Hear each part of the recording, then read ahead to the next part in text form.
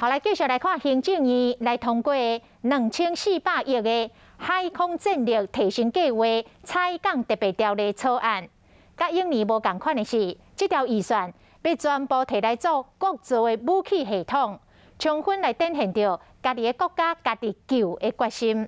另外，今年的国庆，国军嘛要来展示着国造的飞弹，有几啊种的防空飞弹，拢是第一届来献光。从总统府正上方通过。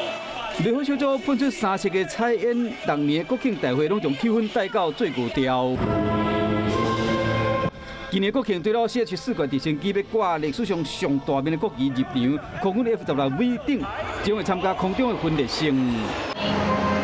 地面有美国一个爱国者飞弹，甲国造的雄三天鹰6.2，通过总统府前，这嘛是6.2飞弹头一摆正式的公开。最好的一面把它展现出来。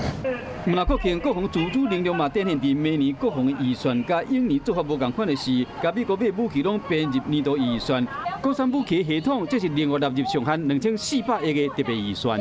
完全考量到敌情威胁，会把有一些飞弹方面的问题移到的特别预算。它有特别的需要，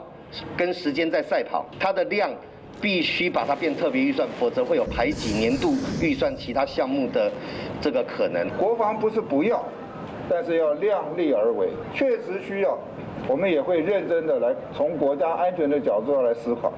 敢要支持国防的特别预算，国民党团无讲明，军方大量采买国造的飞弹，除了甲用无对等的战力，将台湾打造成为刺猬岛，好解放军唔敢轻启战端，嘛向国际传达家己国家家己救的决心。